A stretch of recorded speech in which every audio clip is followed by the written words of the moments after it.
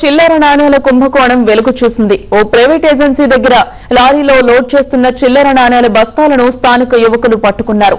తిరుమల శ్రీవారి హుండీలో భక్తులు వేసే చిల్లర నాణేలను టీటీడీ బ్యాంకులకు తరలించి నోట్లను తీసుకుంటోంది. ఆ చిల్లర నాణేలను వ్యాపారులకు తక్కువ మొత్తానికి విక్రయించాల్సి ఉండగా కమిషన్ల కోసం కక్కుర్తి పడుతున్న కొందరు బ్యాంకర్లు దొడ్డిదారిన ప్రైవేట్ వ్యక్తులకు ముట్టజెబుతున్నారు.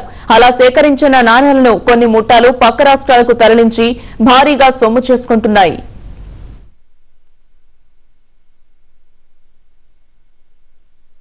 స్టేట్ బ్యాంక్ ఆఫ్ హైదరాబాద్ లో కాయిన్స్ ఇస్తున్నారండి. కాయిన్స్ మేము పోయి అడిగితే మాకు లేదు, కాయిన్స్ లేవు, మా దగ్గర లేవు అంటున్నారు. కొండపై నుంచి కాయిన్స్ చాలా తక్కువ వస్తున్నాయి, మా దగ్గర లేదు అంటున్నారు.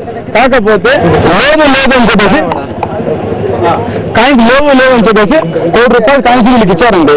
ఒక సెక్యూరిటీకి సంబంధించిన వాళ్ళకి ఎందుకు ఇస్తారు? మేము క్వశ్చన్ అడిగితే మాకు లక్షకి కమిషన్ ఇస్తున్నారు, ₹1,00,000 10,000 కమిషన్ ఇస్తున్నారు అని చెప్పి వాళ్ళకి ఇచ్చేస్తున్నారు. మేము ఆయన తెచ్చుకోలేమండి. కాయిన్స్ లోకల్ వాళ్ళకి ఇవ్వకుండా బయట వాళ్ళకి ఎట్లా ఇస్తారు? చెన్నై వాళ్ళకి అమ్మేస్తున్నారు, సెక్యూరిటీ వాళ్ళకి ఇచ్చేస్తారు. ₹1, ₹2 కోటి దాకా ఉన్నాయండి.